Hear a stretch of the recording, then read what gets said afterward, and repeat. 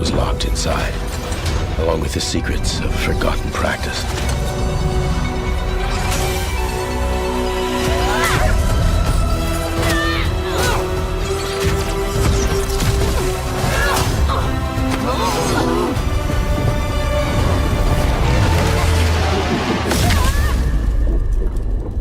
Spirit guides here once used alchemy to cleanse corruption.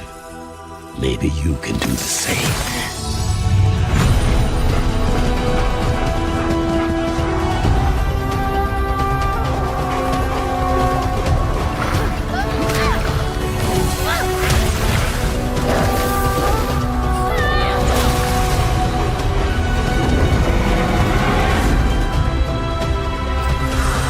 Fear will bind you, gripping to the present, which must always pass.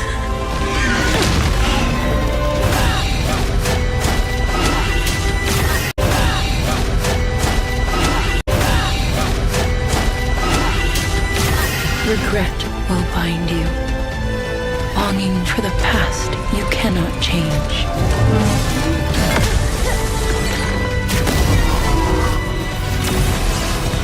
Love will bind you, yearning for a future you will not see.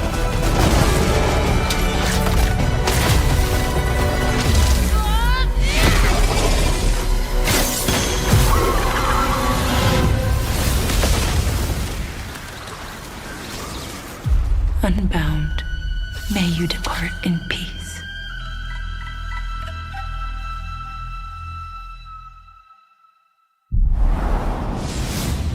Hey everyone, I'm Josh and this is my brother Mike.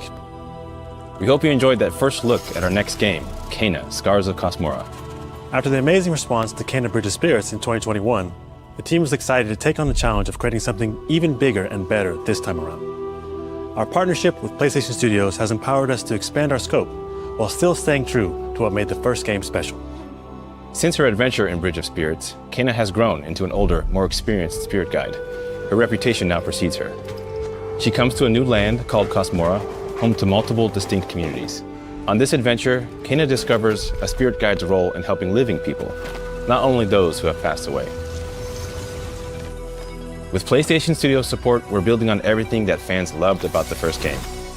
Deeper, more dynamic combat, epic boss battles, a larger, richer world, and of course, our charming spirit companions. Kena, Scars of Cosmora releases on PlayStation 5 and PC. Thanks so much for watching and enjoy the rest of the show.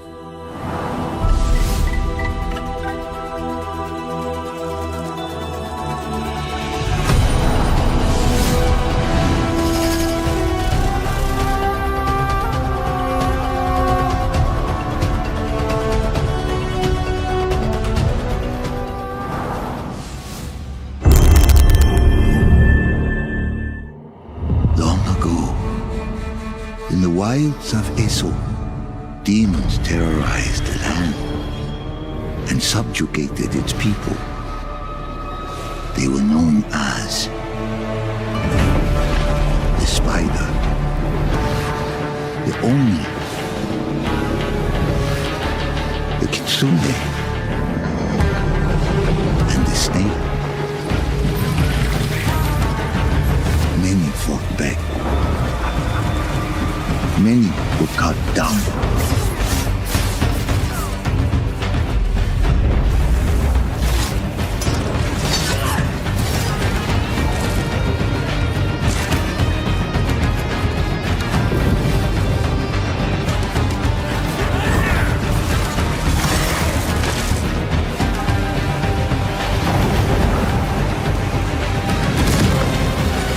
Nothing can stop the true warrior from vengeance, not even death.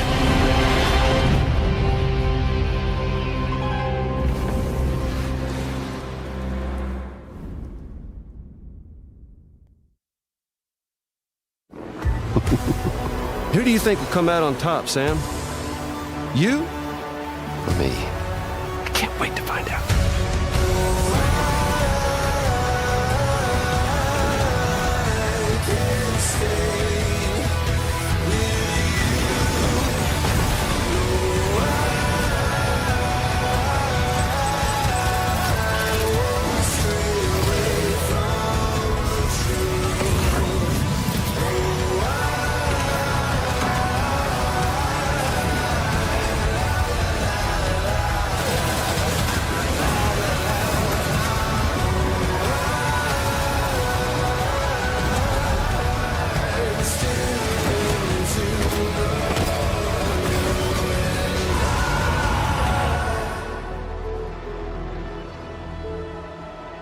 Kept you waiting, huh?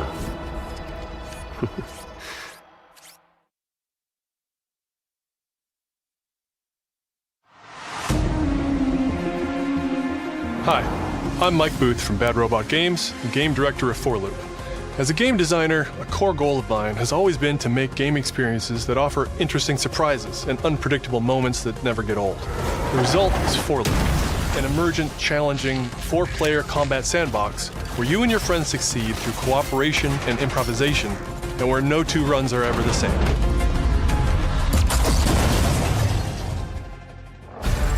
At the heart of 4Loop is a probability map, which combines alien technology and human ingenuity to plot your best path forward to defeat the invaders.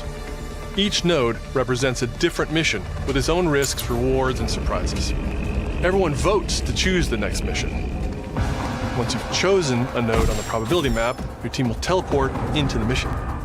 You may have to collect mission-critical resources, or even rescue survivors that can offer cool upgrades for your gear, all while trying to avoid the alien forces constantly sending drop pods and kill bots to stop you. We've worked hard to ensure that there are tons of items to choose from and a lot of strange creatures and mysterious things to encounter. For example, this weird alien plant is called a blink root, where you can collect a blink berry, which will teleport anyone who touches it to a random, distant location.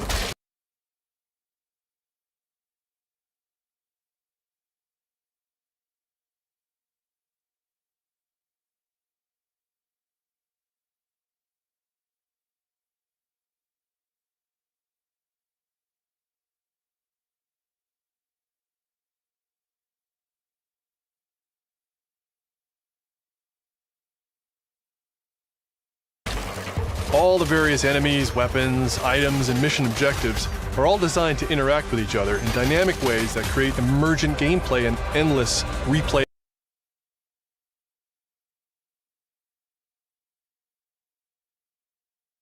chaos. That means your decisions really matter, and creativity and improvisation are key. We really want players to try things and think outside the box, like hacking an alien terminal to provide intel to the rest of the team, or being bombarded by killbot drop pods, or barely escaping with your life. And if you do die, don't worry. So long as one of you makes it back to home base, you'll be reprinted and ready to try again. The home base is a place for your team to readjust their strategy, evolve your loadout, and choose rewards from an increasing array of powerful gear and upgrades. Each act of the probability map culminates in one of multiple boss battles. This is the scanner boss, a huge geologic surveyor that scans for flux deposits to harvest.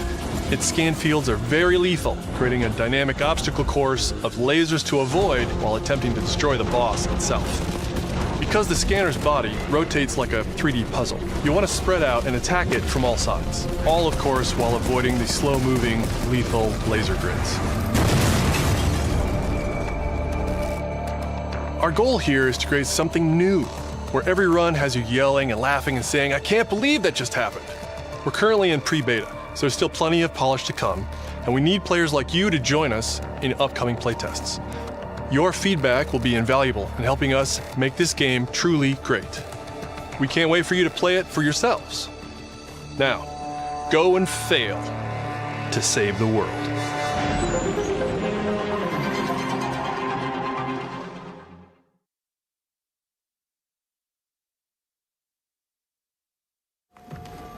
Hugh, look! What's this? That's the Earth.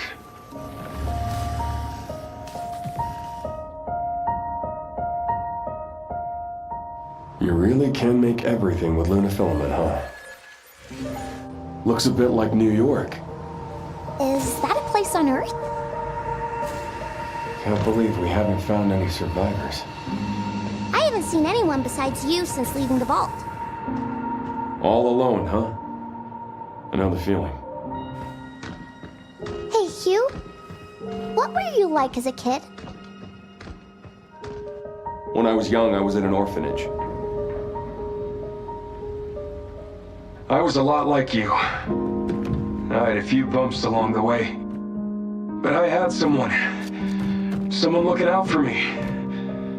And now it's your turn.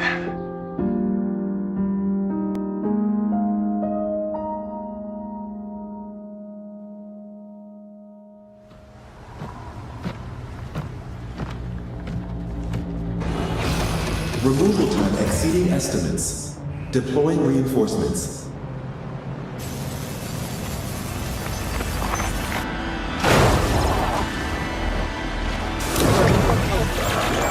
What in the...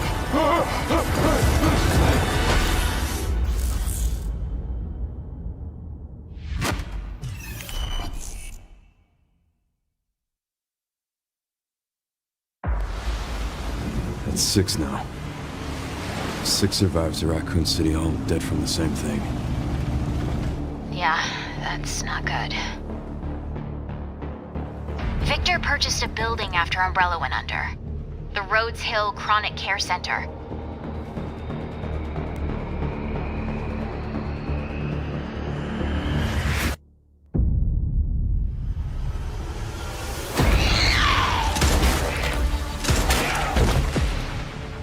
You okay? What does Victor want with you? What do you mean? He grabbed you for a reason. Did you find anything on Opus? Not yet. Nothing on the servers of the CIA or the Pentagon. You are an ignorant fool. Leon, we're running out of time.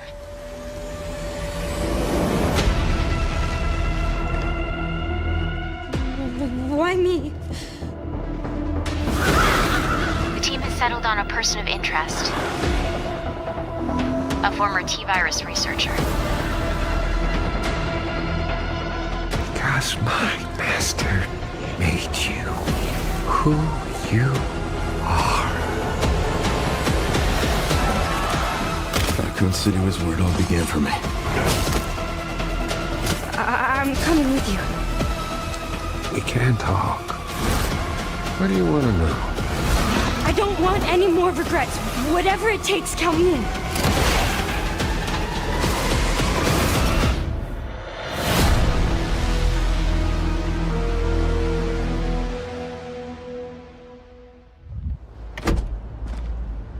It's been a while since you've been back there.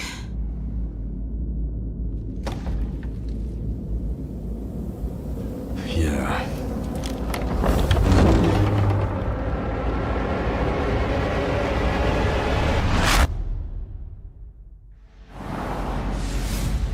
Hi everyone, I'm Sean Benson. And I'm Sid Schumann. We're back with a new batch of games on their way to PS5. But before we begin, we wanted to highlight the upcoming release dates for both Pragmata and Resident Evil Requiem from Capcom. Both are coming soon to PS5 with support for PS5 Pro. Now, let's return to the dark world of Nosgoth with an announcement for fans of Legacy of Kain. 2003's Legacy of Kain Defiance is being remastered by Crystal Dynamics and will be available to pre-order today. The final chapter in the Soul Reaver saga brings players into the conflict between the vampire Kain and his betrayed lieutenant, Raziel. This remaster boasts updated HD graphics, a new third-person camera, and wayfinding level maps, as well as bonus features like character skins. Now, what do you have to tell me? Lost levels, deep lore, photo mode, and more. The digital deluxe version of the game includes promotional comics and a playable demo of Dark Prophecy, the unreleased sequel to Defiance. Given the choice, whether to rule a corrupt and failing empire, or to challenge the fates for another throw against one's destiny, what was a king to do? Legacy of Kain Defiance Remastered launches next month and will be available to pre-order starting today.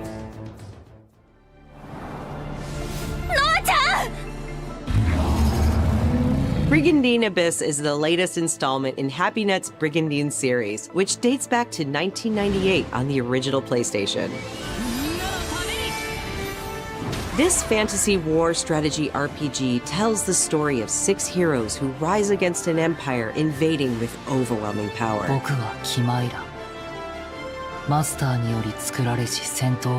Enjoy deep strategic gameplay with over 100 unit classes, including knights and new types of monsters. And countless hours of gameplay, with 6 main storylines and side quests across 24 nations. 大陸の守護者たる私たちの兵をこうもたやすく。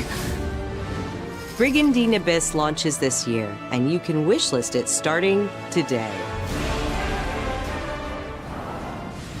Now let's head over to Koei Tecmo Games in Yokohama for an update on the Dead or Alive series.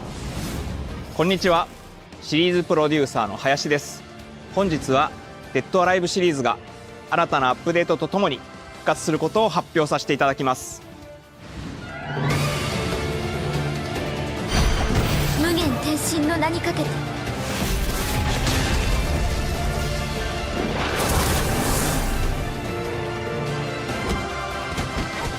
本作「デッドアライブ6ラストラウンド」はオリジナルの「デッドアライブ6」をベースにダウンロードコンテンツとして追加配信したキャラクターをセットにし、プレイステーション5用の最適化、新規コスチュームの追加、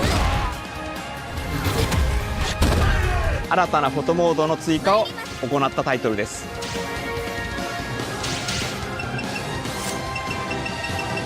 今後も新キャラクターや新コスチュームの配信など継続的なアップデートを予定しています。発売日同日に基本無料版も展開予定ですので、シリーズを遊んだことない方もぜひご体験ください。あなたに私は倒せない。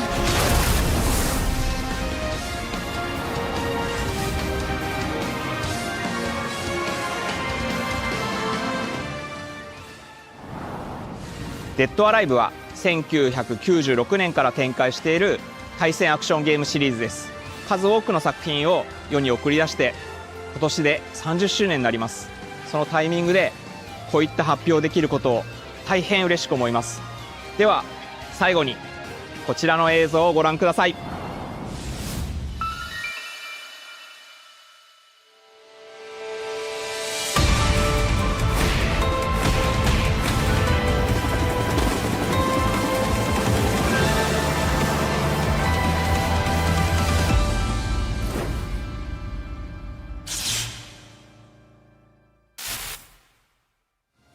デッドアライブシリーズ最新作も開発始動しました。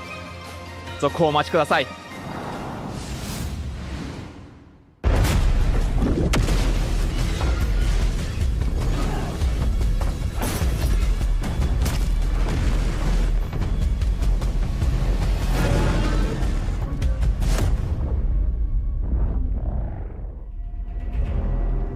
Zoe, I see the spotlights. And you're getting closer. Listen, Dylan, we're getting distress calls from the theater, but research thinks we might have a resident on our hands. No one should have survived that. Then I'll hurry. Hello, everyone. I'm Mikael Kasurinen, and I'm the creative director of Control Resonant, the game-changing sequel to Control. What you are seeing here is an early mission captured from our in-development build. We play as Dylan Faden, our supernaturally gifted hero, in a version of Manhattan like you haven't seen before.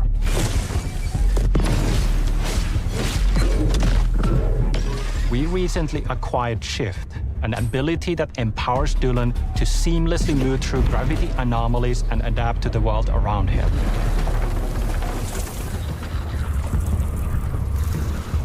Here we are showcasing a set of different forms of Dylan's main weapon, the Aberrant, can take, and his supernatural abilities.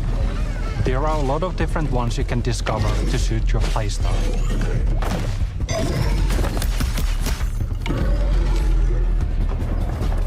While in combat, we encourage you to play aggressively, balancing between melee attacks and abilities.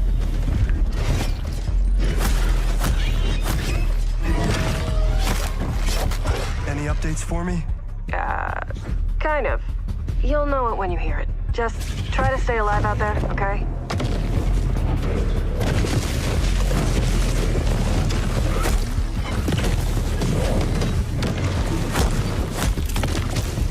Almost there, Zoe. What the hell is that thing?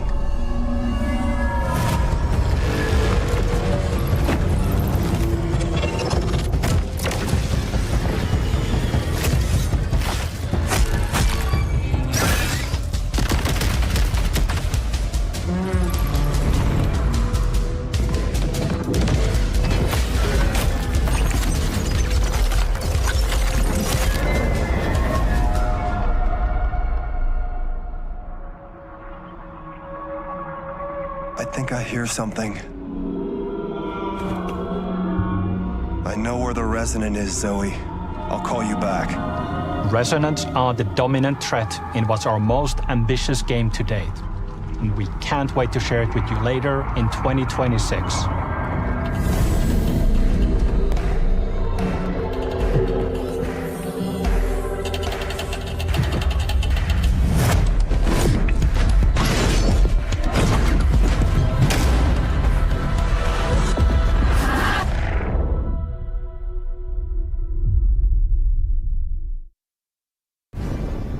Long ago, you were made for this night, to save the age of man.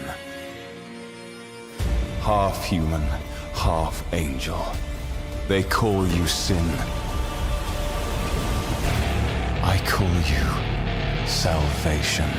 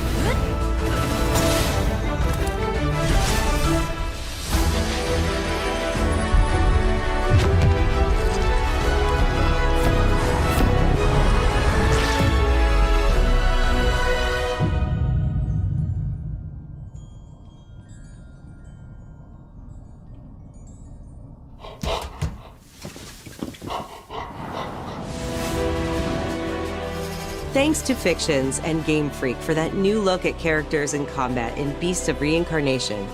It's coming to PS5 this summer. Our next title debuted 3 decades ago alongside the original PlayStation, and it introduced the world to an iconic character. Today, Ubisoft and Digital Eclipse celebrate that legacy with Rayman 30th Anniversary Edition. This digital museum features 5 playable versions of the original game, including the 1995 PlayStation release, enhanced with new accessibility options. Discover the secrets behind Rayman's development through a long-lost playable prototype, restored for the first time. Plus, an interactive documentary packed with unseen design documents and never-before-heard insights from the original creators. Et à un moment, c'est Sony qui arrive en disant, bah voilà notre console, on va révolutionner le jeu vidéo. Rayman 30th Anniversary Edition comes to PS5 digitally starting tomorrow, while physical editions will be available June 26th. Mina the Hollower is an action-adventure title from the creators of Shovel Knight. Take control of Mina as she charges into a bizarre mission to save a cursed island. Whip foes into oblivion, burrow under hazards and monsters, and hunt down secrets in a pixel-perfect love letter to handheld gaming. Mina the Hollower's release date is on the horizon. The limited-time demo will be exclusively available on PlayStation 5 tomorrow.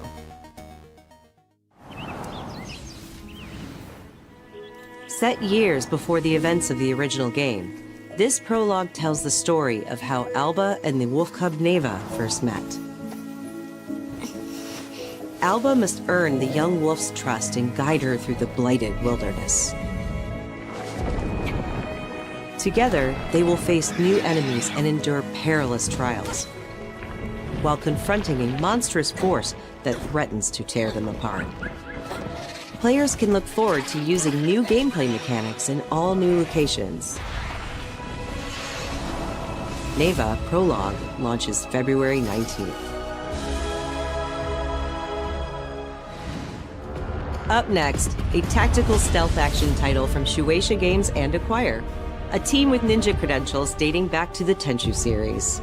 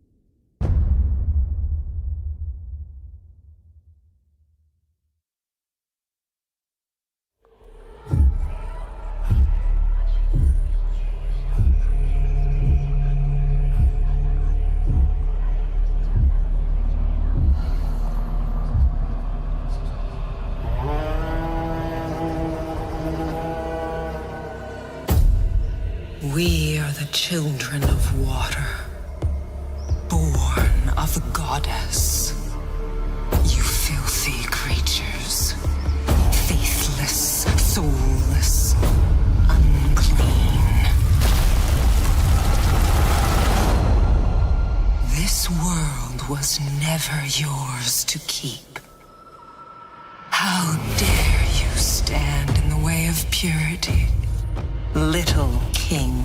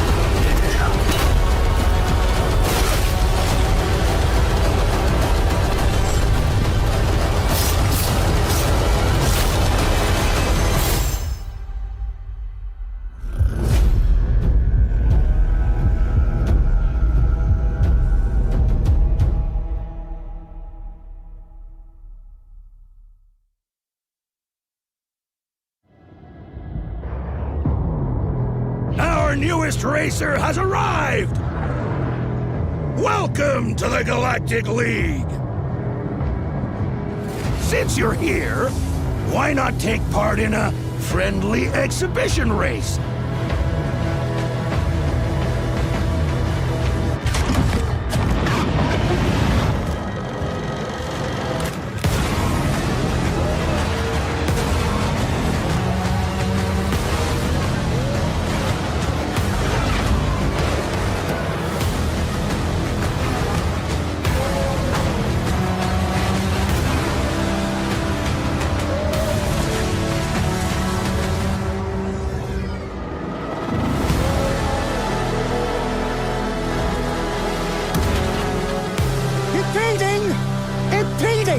If they weren't holding me back right now, I'd have you frozen in carbonite!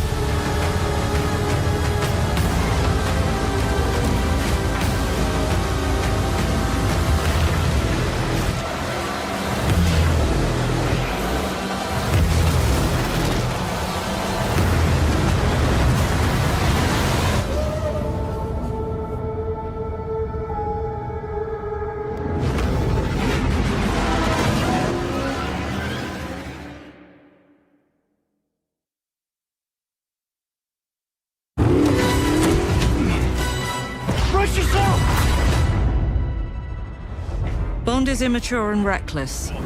He's a bad influence on the other recruits who inexplicably fall victim to his charm. Look, I know where this is going. Do you mind telling me why I'm here? I would like you to join His Majesty's Secret Service. You what? I know all about your exploits in Iceland. I strongly believe that there is a need for such heart and intuition in modern spycraft. That's the very reason I'm bringing back the Double O's. Need I state the obvious? He is not ready. James, the service is over. You're a rare breed, Bond. I should be interested to see what you do next. 009 will employ every manner of subterfuge to avoid capture. Try not to draw attention to yourself. Me? Housekeeping, I presume? You seem the kind of guy who knows what he likes. So you won't do anything stupid? Of course not. I'm not an idiot. Agents have very short life expectancy. And if you do get caught, we will deny ever having heard of you. How does that sound? When do I start?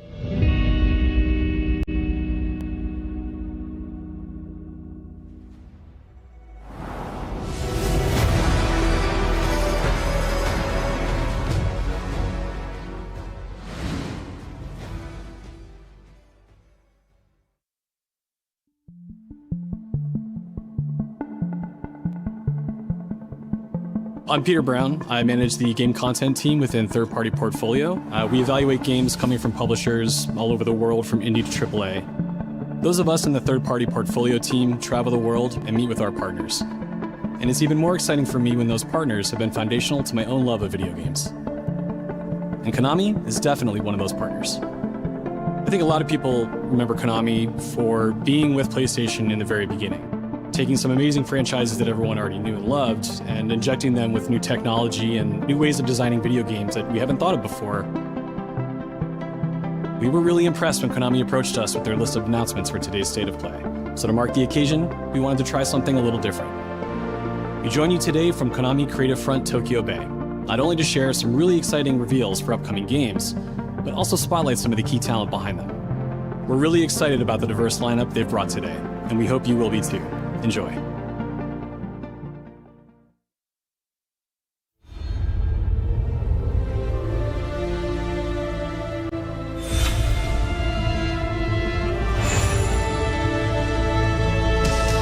There's one more thing I must do. One last punishment I must endure. Outer Heaven. He's taken command of this immense army and is now preparing to unleash an insurrection.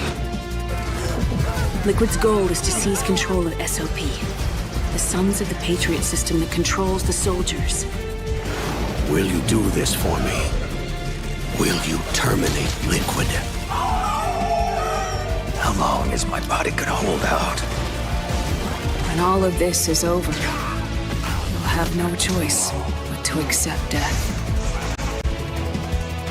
This is my final mission. So began the war between Zero and Big Boss.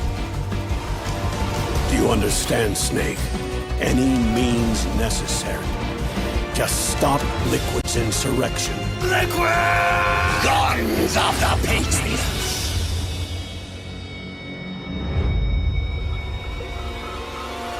Because I knew where my loyalty belonged. Nukes. They're bringing nukes into Costa Rica. We are not allowed to bear arms. Please, you must drive them out of our defenseless country. As our deterrent.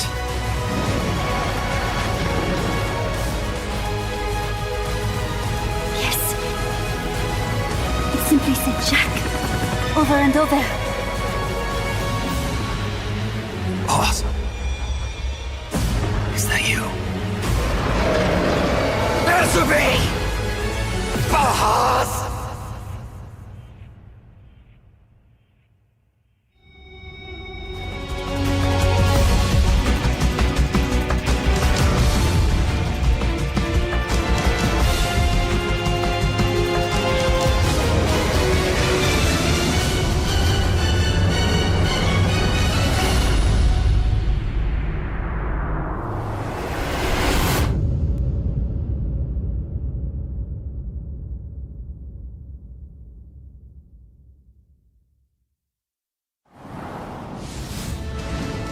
メタルギアシリーズ制作プロデューサーの岡村則明です。メタルギアファンの皆様、大変お待たせいたしました。プレイステーション3向けのみで発売されていたメタルギアソリッド4ガンズ・オブ・ザ・パトリオットがプレイステーション5でついに遊べるようになります。加えてプレイステーションポータブル、プレイステーション3向けに発売されたメタルギアソリッドピースウォーカーを含むメタルギアコレクションシリーズの第2弾となっております。メタルギアサーガのラストを飾る伝説の作品を最新ハードでぜひ体感してください。そして、現在発売中のメタルギアソリッドマスターコレクションボリューム1につきましても最後のアップデートを実施いたします。初代プレイステーション向けに発売されたメタルギアソリッドには高解像度設定を追加し、ご覧のように映像が美しく文字も読みやすくなりました。またメタルギアソリッド3スネークイーターについてもさらなる高解像度化を実現しております。本日よりアップデート配信開始となりますので、この機会にぜひメタルギアソリッドマスターコレクションボリューム1も体験してみてください。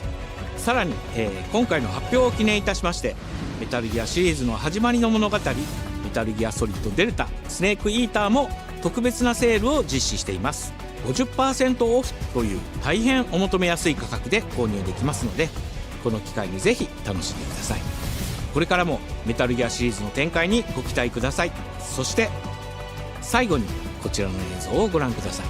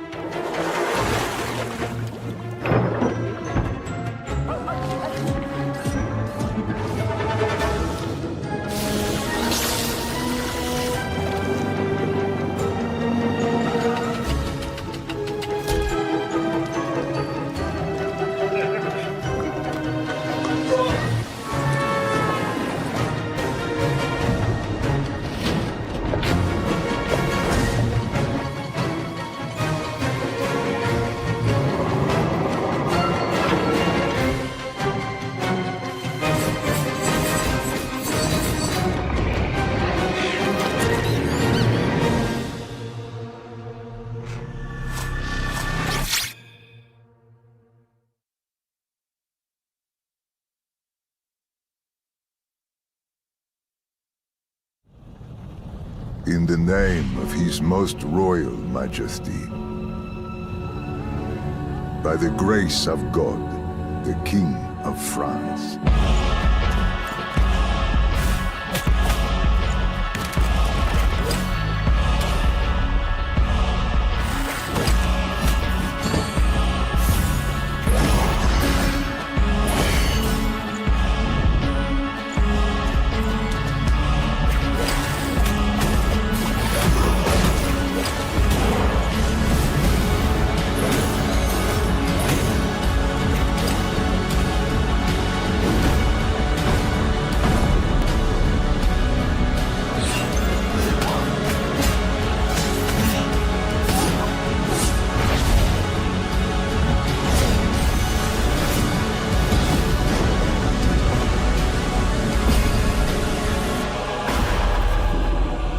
So now, we appeal to you, Trevor Belmont, last of House Belmont.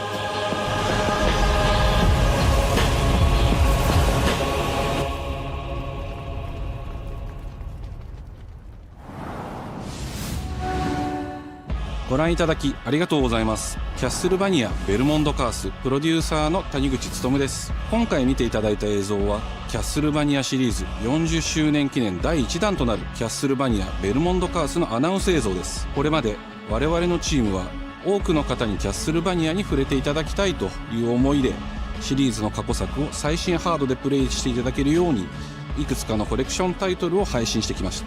また多くの素晴らしいパートナーとコラボレーションにも取り組んでまいりました。そしてやっと本日新しいゲームについて皆様に報告できるところまで来ました。そのことがすごく嬉しいです。今回のタイトルではイビルエンパイアモーションツインという才能と情熱にあふれるシリーズへの愛を持ったスタジオとともにプロジェクトに取り組んでいます。これまでのシリーズらしさを大切にしながらも新しいアイデアと現代的なゲームプレイを取り入れることでキャラクターのアクションはよりダイナミックで爽快に仕上がっています。シリーズファンの方はもちろんぜひ遊んでくださいと思っておりますが、まだキャッスルバニアに触れたことがないっていう方にもぜひ楽しんでほしいです。発売は2026年を予定しておりますので続報を楽しみにお待ちください。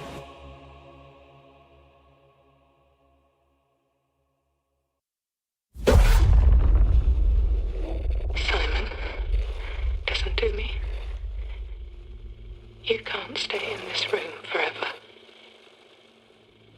I can't stay in this room forever. I know this is going to be hard. But you have to come back to me. Come back to me, Simon.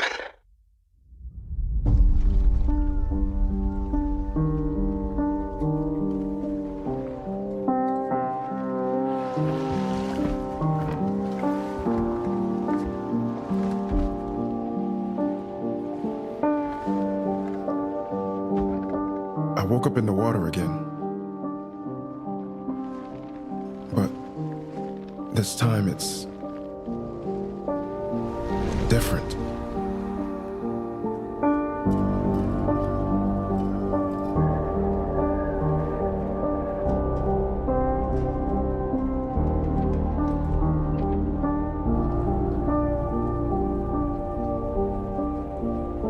I keep trying to fix what happened. No matter what I do, You can't fix it. It doesn't let us change things. You did what you did.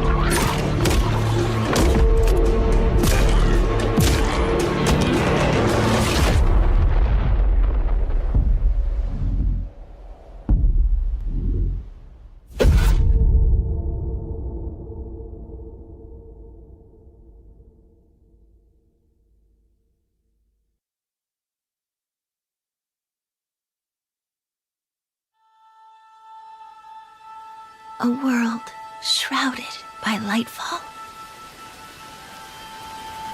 Shining drops of light that bring death as they fall.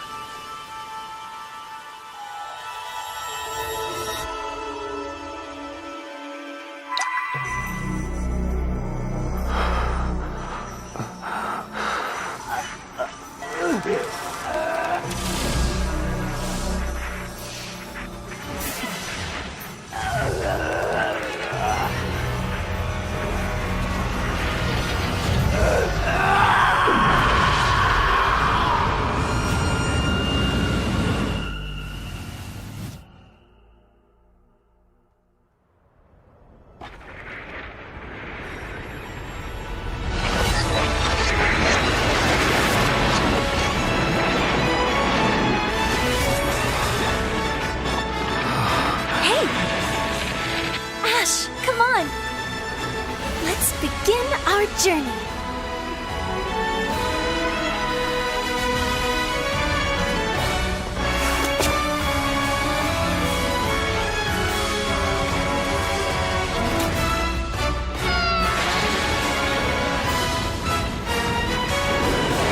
Those were Her Majesty's words. I'm going to defeat you here and stop the Lightfall.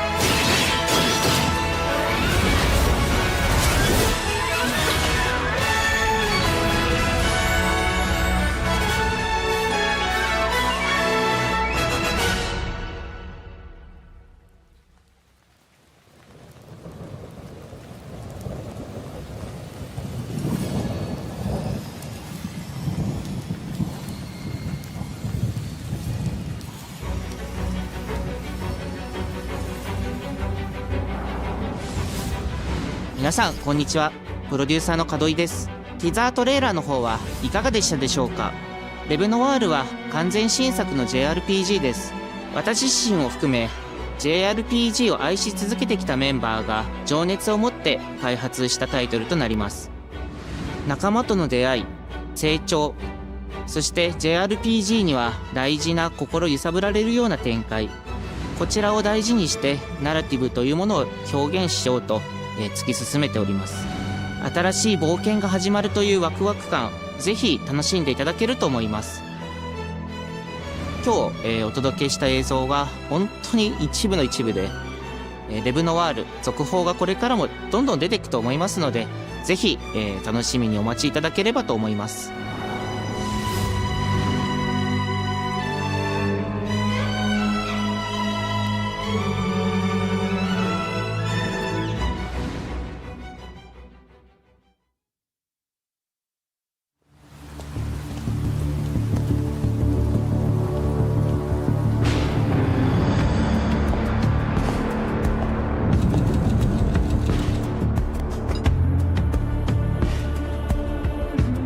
A man with your skill set must be able to move unconstrained, unrestricted.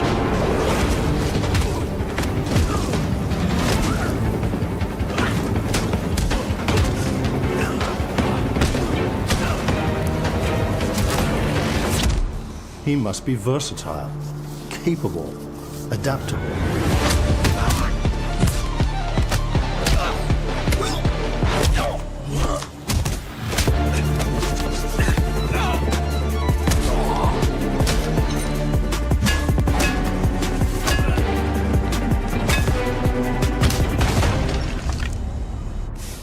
He must be grounded, stable, constant.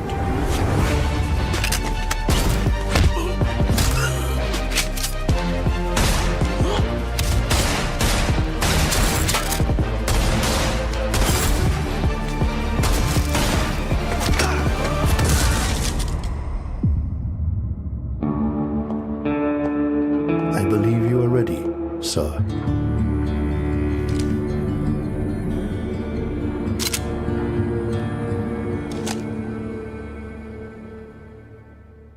Yeah.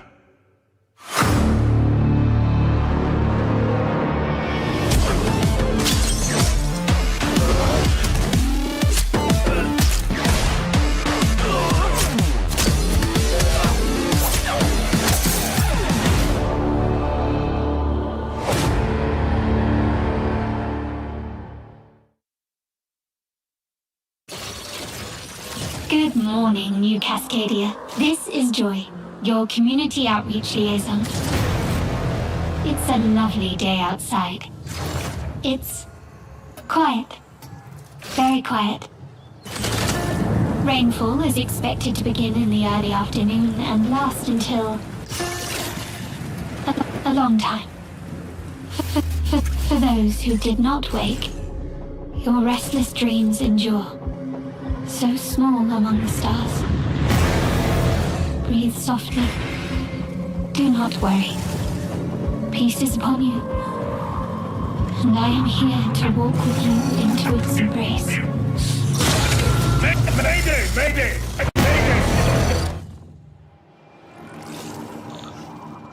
This is General David Reed of the New Cascadia colony on Tau City 4. Whoever's listening, whatever's out there, we need anything. Weapons, supplies, a way out, a way back. Mayday, mayday. This is David Reed, Tau City. I feel like I'm praying. We've had to do things to survive. Things I never would have. We're monsters. We're all monsters.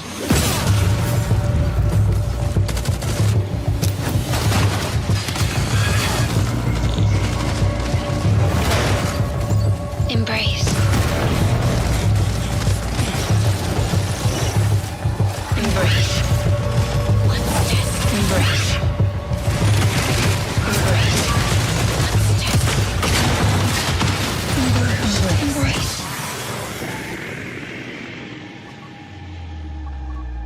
Mayday! Mayday! Mayday! Mayday! Mayday! Mayday!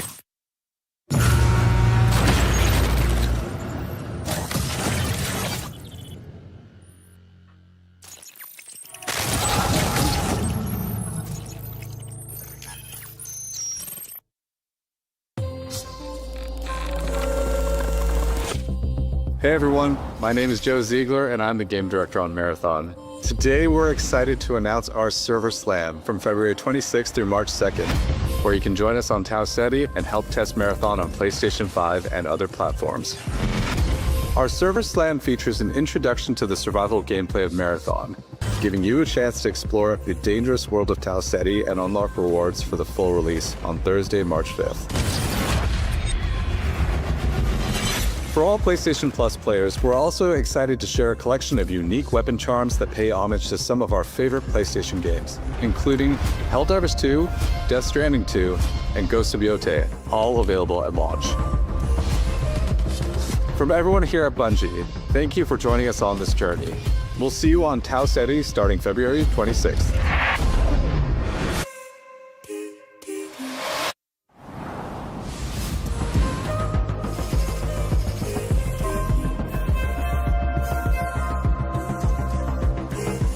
Hey, I'm Brett. And I'm Kristen.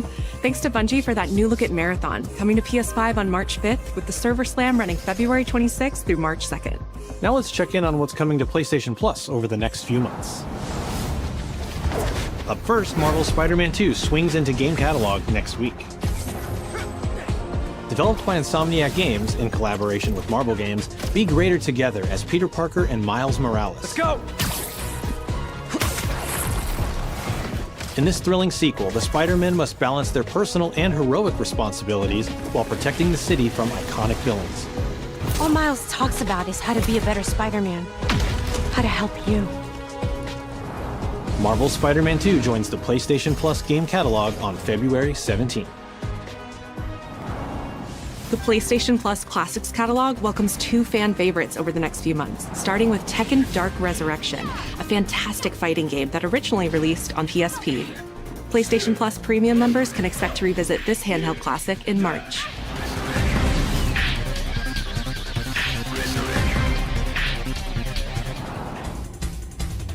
The original PlayStation version of Time Crisis brings arcade action to the Classics catalog in May. This version also offers gyroscopic aiming with the DualShock 4 or PS5 DualSense controller, simulating the original light gun experience.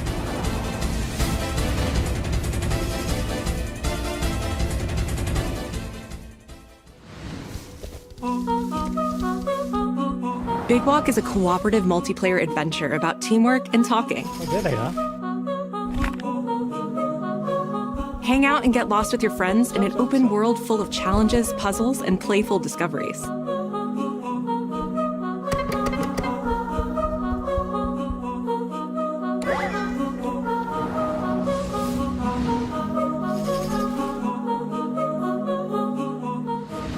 That's all for me and Brett, but we still have a lot more cool stuff to show you, including brand new Saros gameplay.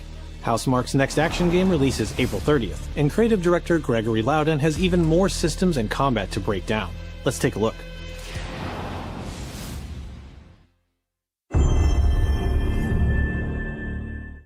What is that for you, Arjun? Finishing the mission. Keeping people safe. Oh, Arjun. I know you better than that. Hey everyone, I'm Gregory Loudon, Creative Director at Housemarque. Today we're excited to show off our Comeback Stronger features and Eclipse gameplay running on PlayStation 5. In Saros, you step into the shoes of Arjun Devraj, performed by the brilliant Rahul Kohli, who is discovering the hostile shape-shifting planet of Carcosa. As you encounter a variety of ever more brutal hostiles, death is inevitable. But in Saros, death only means that you will come back stronger. Welcome to the passage. You are not on your own. Interacting with the survivors of Echelon 4 will help you understand the mysteries of Carcosa. I can't believe so many are gone. They didn't all die. Some of them changed. This is Primary, the voice of Soltari. Here you can engage with our permanent progression systems to upgrade your armor's attributes and acquire special perks. With Carcosan modifiers, you can adjust your experience by, for example, making hostiles tougher, weaker, or even removing the second chance ability entirely. However, all adjustments you choose must be kept in balance to ensure a consistent challenge level. Primary also allows you to teleport directly to any biome that you have unlocked. This means getting back into the action quicker. It also means easier replayability the further you get into the world. Using the teleport, you can now quickly restart the selected biome and get back to where you were. And now it's time to take another shot at what killed you the first time around.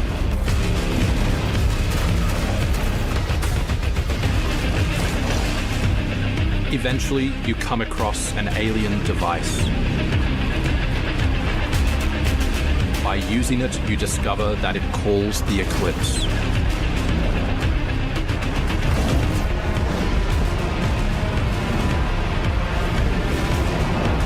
The Eclipse corrupts the world. It's a complete escalation of our gameplay, our audio, and our visuals on Carcosa. Hostiles now shoot corrupted projectiles, which reduce your maximum armor integrity, but you can restore it by using your power weapon. Weapons and artifacts also become corrupted, which alters them in both positive and negative ways, which ramps up the challenge. We can't wait for you to play Saros when we launch on April 30, 2026.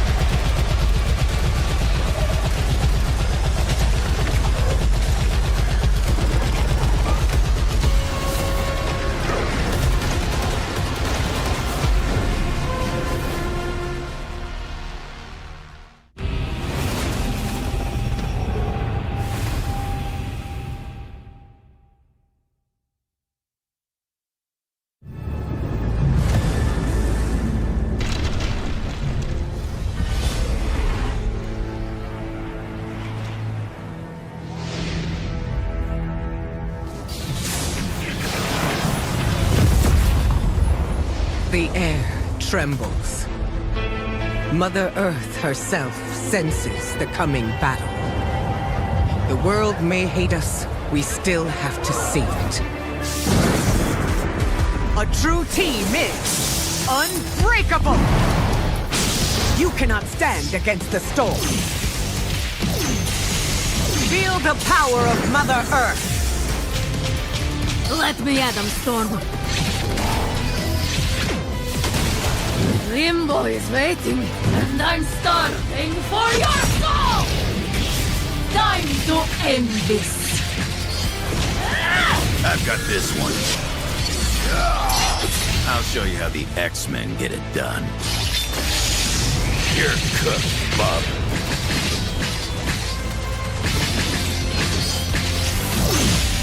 Initiating attack.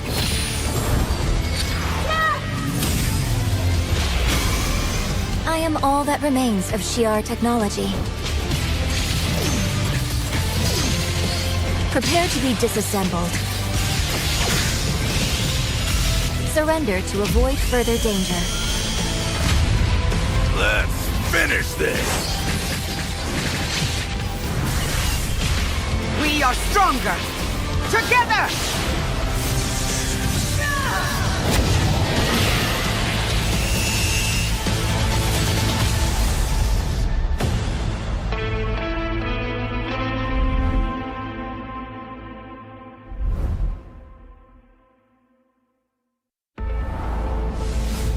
マーベル闘魂ファイティングソウルズ最新のトレーラーお楽しみいただけましたでしょうか。本当にお待たせしてしまいましたけども、こうして一番初めに X-Men のチームトレーラーを発表できたこと本当に嬉しく思っています。 We're super stoked to introduce the mutants as the newly formed unbreakable X-Men into the world of Marvel Tokon. マジックは中間距離を大きな剣で制しながらテレポーテーションで裏回りしたりなど多彩なトリッキーな動きをすることができます。 Think of Wolverine as an unstoppable savage tank. Some of his claw swipes have armor on them, so he's literally going to be able to shred through opponents' attacks. デンジャーは、体のいろんな部分をですね武器に変形して戦うことができるキャラクターです。 She's trained the X-Men over years through battle simulation. So as a zoner in this game, she's going to set up so many traps that her opponents are going to feel like they're running an obstacle course.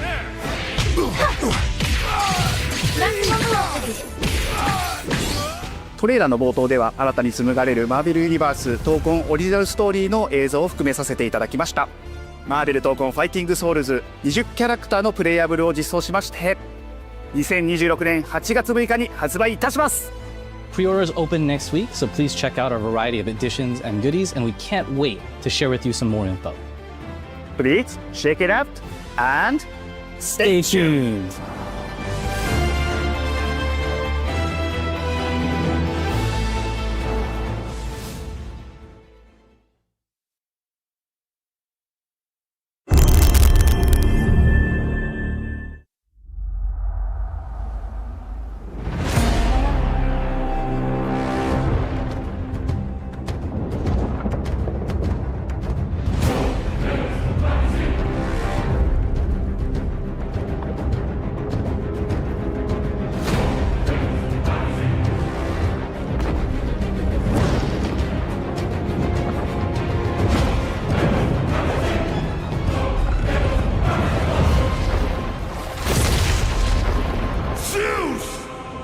'Your son has returned.'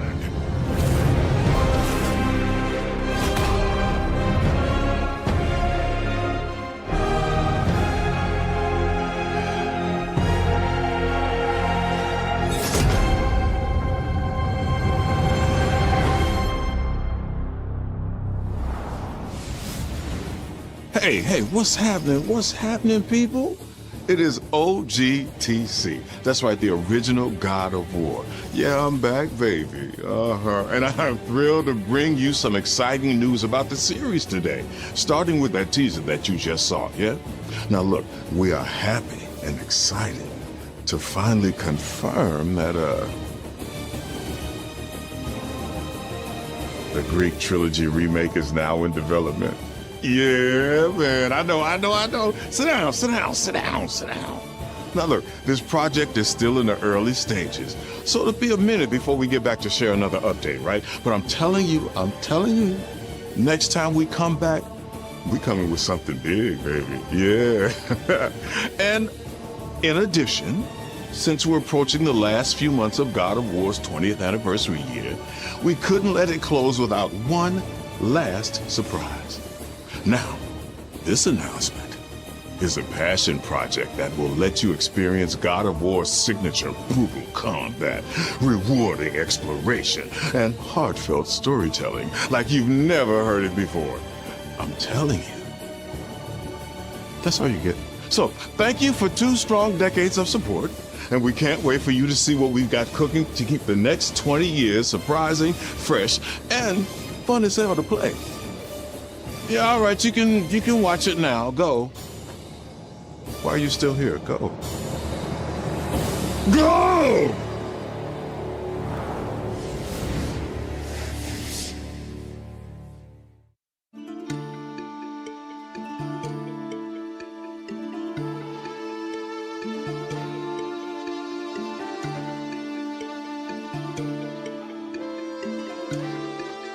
Before I was a father.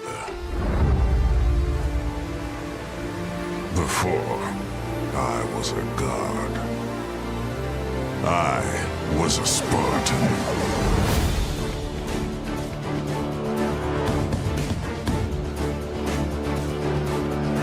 Spartans! Our duty is to Sparta.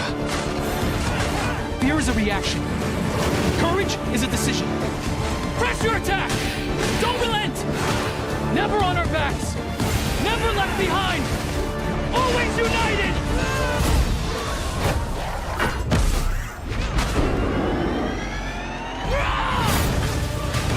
The legendary saga of gods and monsters, of tragedies and triumphs, of destruction and redemption begins here. Heroes, be ready for Sparta!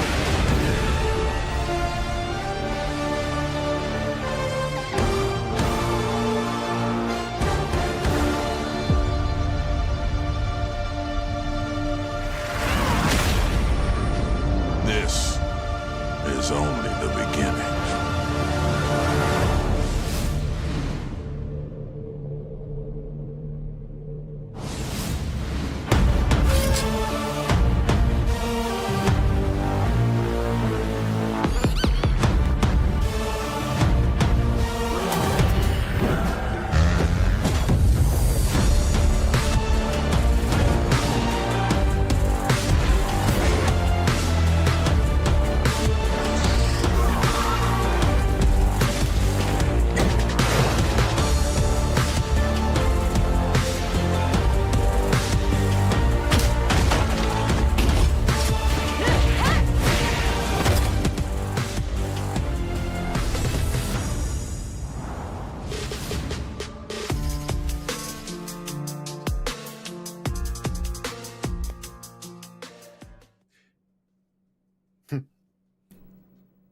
Beyond and hello and welcome to a very special live episode of IGN's weekly PlayStation show. I'm your host Max Scoville, and joining me to break down everything just revealed at Sony's first State of Play of 2026, I'm joined by my good pals Brian Altano and Nick Lamone. What's up, fellas? Beyond.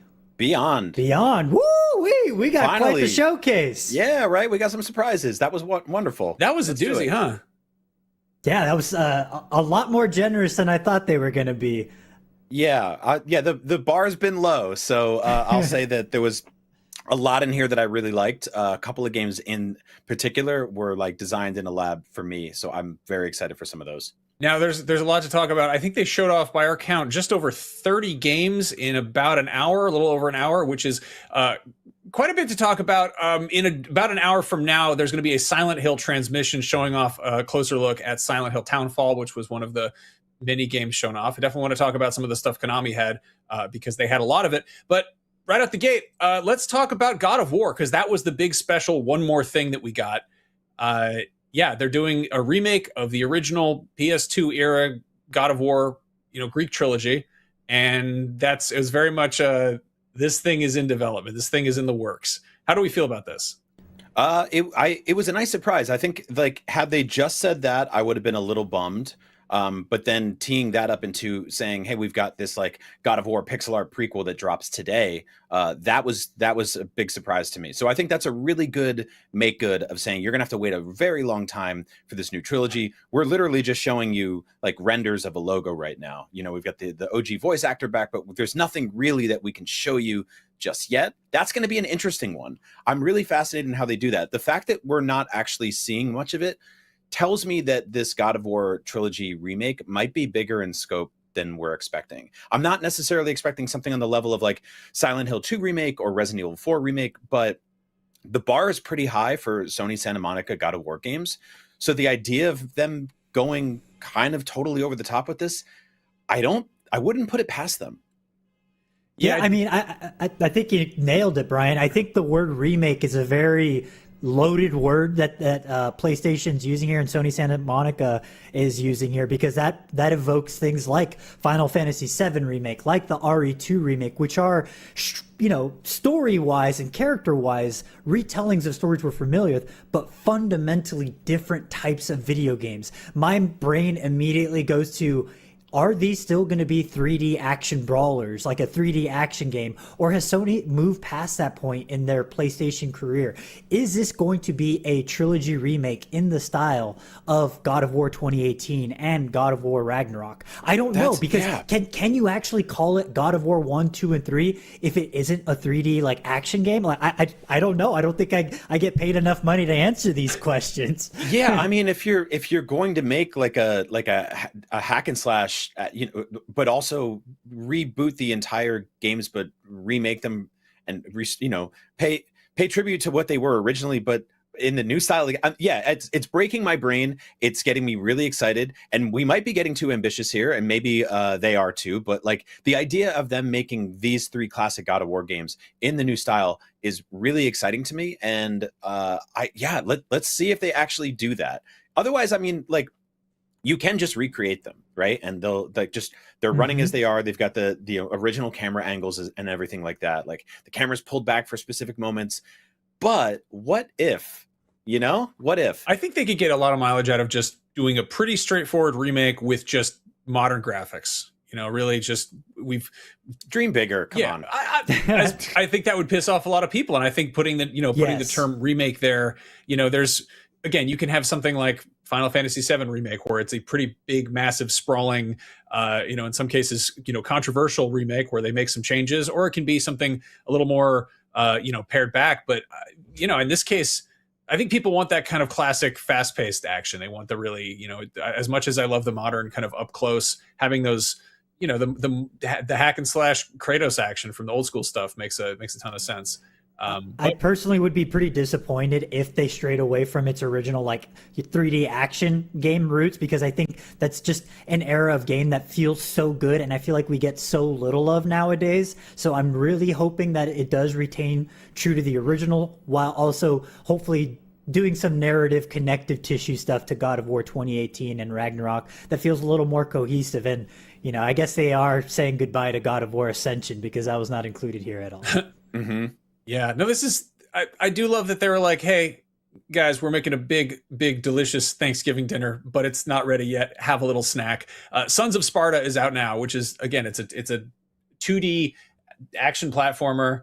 It is from a studio called Mega Cat Studios, and looking at what they've done before, they did a lot of the backyard baseball games. They most recently revitalized the backyard baseball games, which were like big fan favorite kids games back in the day. They're really fun. And yeah, they kind of resurrected the IP a couple years ago. So really not exactly the studio I would be like, yeah, they're up next for like a pixel art side scrolling, you know, hyper violent, you know, arcadey Super NES inspired God of War game. But hey, you know, I mean, the world is weird. So hitting something with a bat. Why not hitting something with some other object?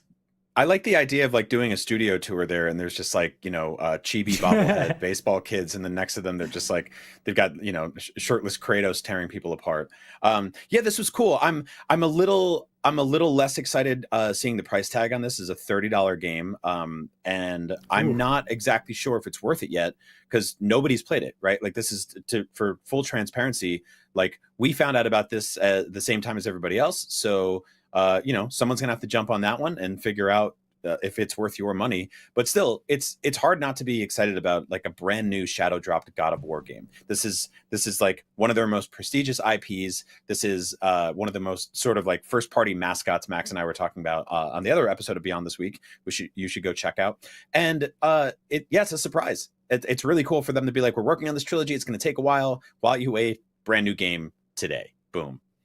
Yeah, I mean, if God of War 2018 and Ragnarok are the movie, like the cinematic movies to this weird analogy I'm making, then this is the Super Nintendo, rental that's based on the movie kind of thing. I do dig the vibe that they're going for here. And quite honestly, I think this entire PlayStation live stream was just... It feels like it was catered to me in terms of like 2D Metroidvania style games are back, baby, and I cannot wait. I couldn't think of a better fit for it, but I am very curious. In this Sons at Sparta, sons being the plural here, who is this other person that presumably is alongside Kratos? Is this the person that served alongside Kratos in the Spartan army that's talked about pretty heavily in Ragnarok when Kratos and Atreus are talking back and forth and kind of sharing war stories as Kratos has opened up a little bit more? So I'm very curious, It says here it's an entirely new character who is Kratos' long lost brother Kevin. No, I'm messing with you. It doesn't say that. The King of Queens himself. Played by Troy Baker. Love it. Real quick, before we talk about the next game, a little question for our audience. Do you have what it takes to host videos for IGN? Because we are looking for new voices who love games, movies, pop culture, and more. And if you have a strong on-camera presence, can read from a teleprompter like I'm currently doing and know your way around the world of video games and entertainment, we want to hear from you. Head to audition.ign.com for more details. So go check that out if you're... looking for a fun way to keep busy. Now, let's talk about not the elephant in the room. I would say the large anthropomorphic chicken in the room, which is Project Windless, which... Hell yeah. Yeah, man. I don't know. This one is published by Krafton, which is a Korean publisher that gave us, I think they gave us PUBG and Callisto Protocol.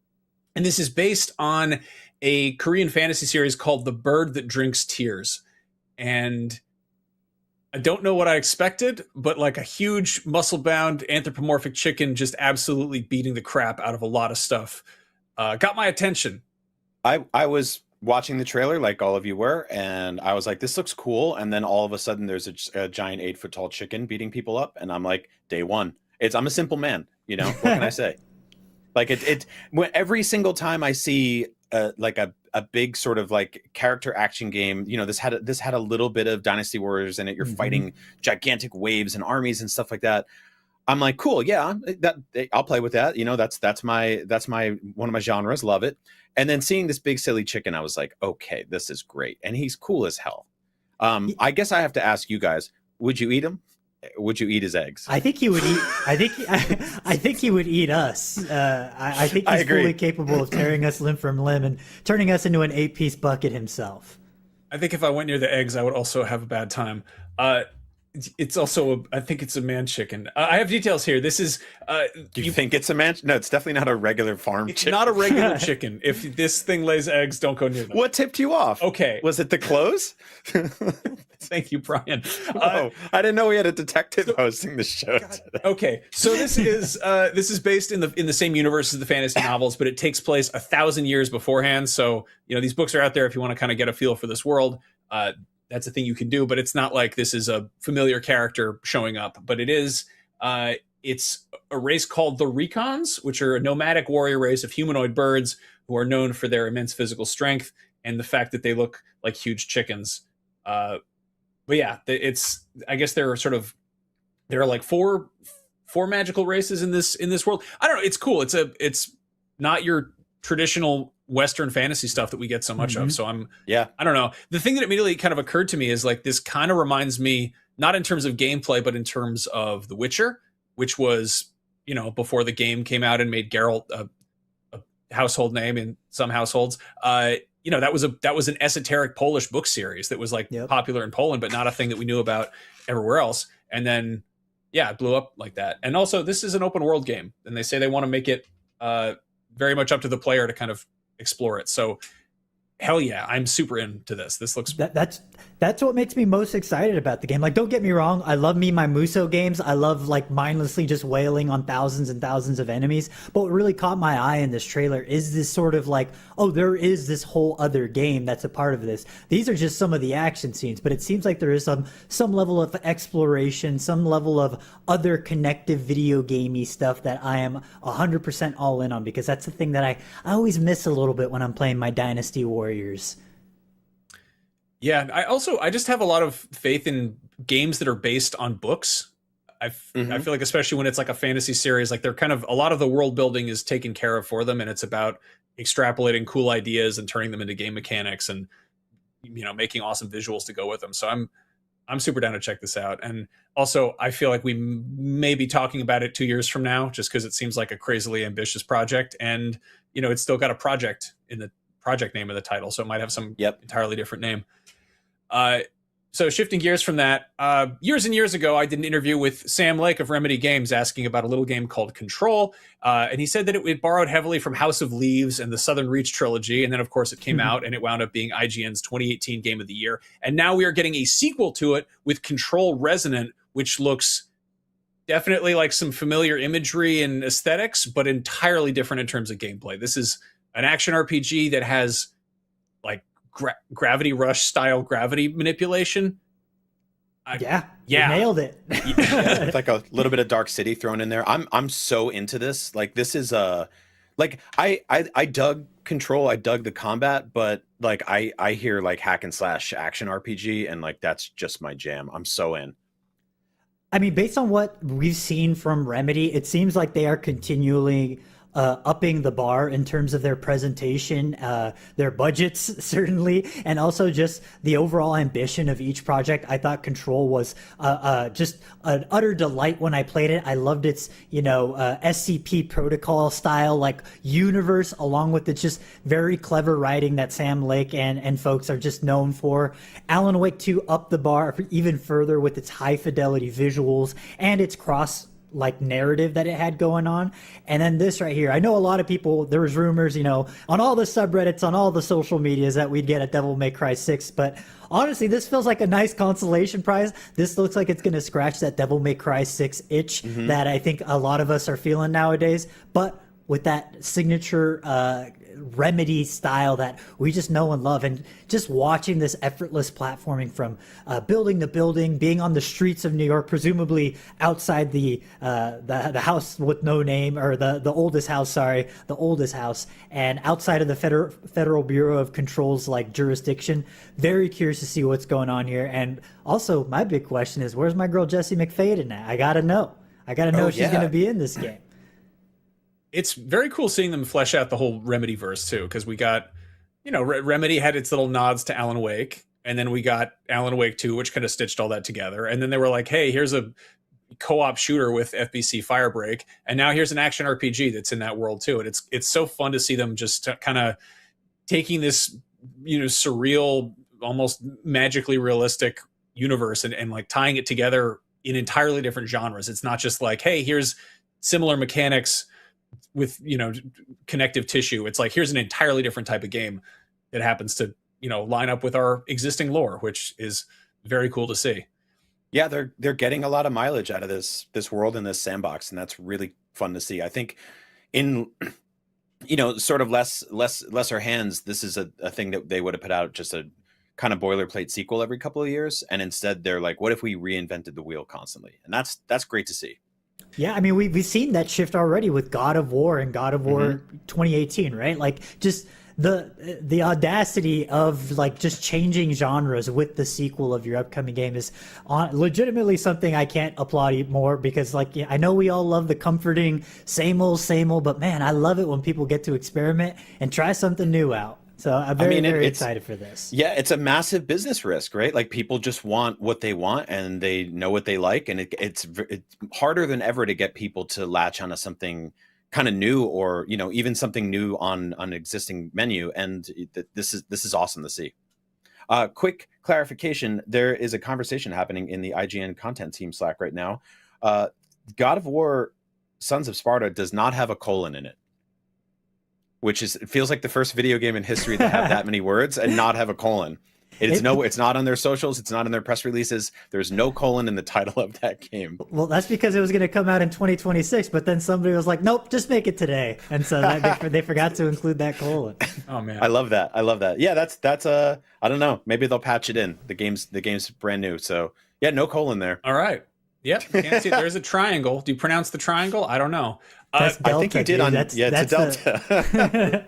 One game that I think does have a colon in the title is Kena 2, Scars of the word I forgot. It's Scars of Cause something. Cosmora.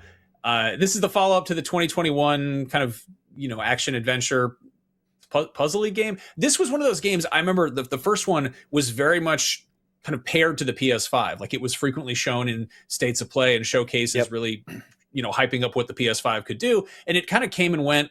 People liked it. It seemed like it did okay, but it wasn't really this huge, console defining game. But it's cool to see them kind of continue working on it. What did you all make of this? This was a shocker to me, actually, because I really liked the first game. It's got like a little bit of Zelda DNA, and the combat was really fun, and it's utterly stunning. But you nailed it. Like it didn't really feel like it stayed in the conversation a long time. Mm-hmm. So I'm really like kind of happy to see the team get a second shot here and make a new game, a sequel. The character's older, the graphics are even better, the world seems more pronounced. There's a lot going on here. This is a very, very good looking game. And so like if they keep building on the foundation they had there with combat and exploration, like we don't really get 3D Zelda games on PS5. So anything that kind of scratches that itch, I'm all for it.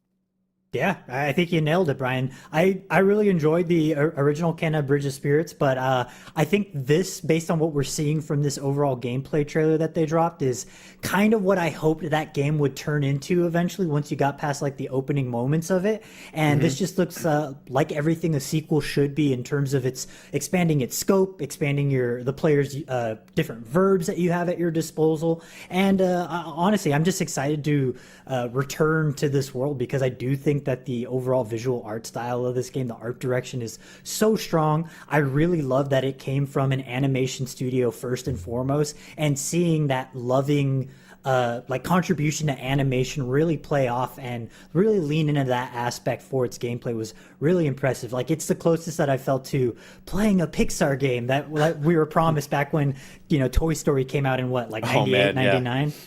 Mm-hmm. And this looks really rad. Again, I think with movie sequels you frequently get diminishing returns, but Toy Story 2 being a rare exception. But in video games, they're frequently like the second installment is often the best one, or the one that people really get excited about because it refines what made the first one good in the first place. And I don't know, we've got shots of her riding around on this little spirit familiar creature, which makes me wonder if there are going to be some open world segments or large hub area type stuff. Thankfully, we don't have to wait too long because that is a 2026 game. We got a lot of 2026s in this presentation, which was nice to see. Mm-hmm. Which is, it makes me happy because we got a couple of 2027s and we are just starting this year. So that is a scary far away date, especially knowing that a bunch of those will get pushed. But yeah, we're going to get some games this year. That's awesome. You know what, Brian? I'm already tired of the 2026 games. I want to talk about a 2027 game, which is Yakko Shinobi Ops, which is 4-player co-op isometric stealth, and it looks sick. Yeah. Yes, it looked outstanding. No, go Nick, go. Quite honestly, it looks like I don't think I've ever seen a game that looks like this. Like, sure, it has echoes of something like we'd see in Tenchu, and even what is it, Shadowblade Tactics, the tactics-based squad shooter thing. But what this genuinely reminds me of, and my light turned off, so please excuse me, production, is that this looks kind of like Metal Gear, like original Metal Gear Solid, Metal Gear on the MSX style, like stealth action. I love how brutal this looks. I love the high fidelity visuals of it. I love that you are kind of confined to viewing the world through this cone of vision, that seemingly everything around it is a fog of war that you could potentially get attacked by enemies. And I just love how brutal and calculated you need to be in this game. It looks really fun, and I don't think I've seen a game quite like this in a minute. Yeah, I love the lighting techniques they're using here.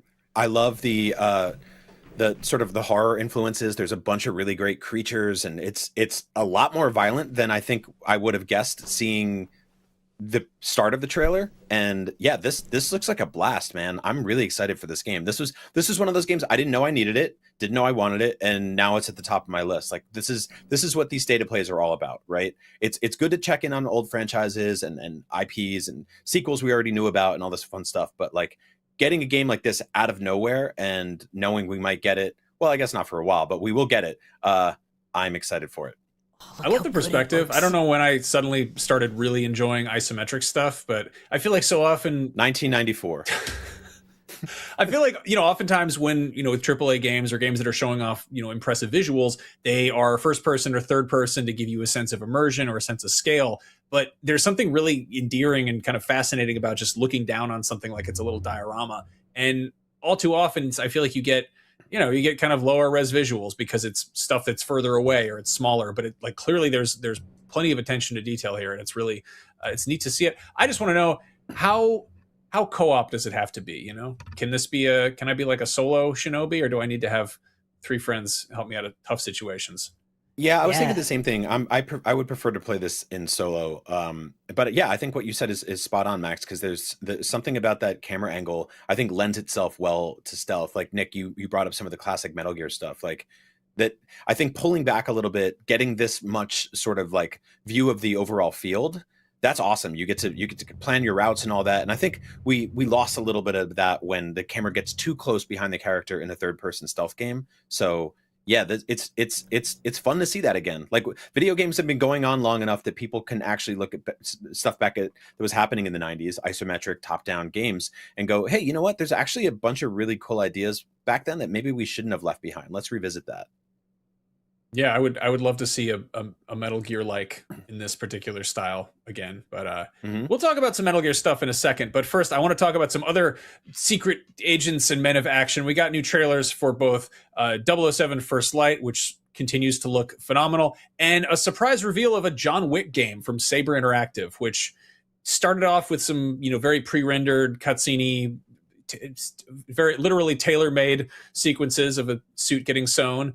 And my initial thought was, oh man, this game is going to be like 5 years away because it's right. It's a CG trailer like you do. And then they rolled straight into some, what looks like some gameplay. And yeah, I'm not particularly a John Wick guy, but it looks like a fun as hell video game. What'd you guys? But you're a big fan of Sleeping Dogs, and that was kind of the vibes I was picking up here, right? Yep. Just like environmental damage, destruction, grab anything on the table, smash them into anything in the periphery in the background. Like that to me, I'm in the same boat where like John Wick's always been like, yeah, he's cool, whatever. I've seen a couple of the movies. I don't go like as crazy for them as other people do, but I love a good action beat 'em up game. And so if you can throw me into one of these like small environments and I can grab anything and do anything with it specifically to kill people, yeah, that's fun as hell. Yeah, I'm thinking I'm back. No, I'm a big John Wick fan. I think what makes John Wick so special to me is its ability to continually escalate its already absurd action sequences and make them even more absurd.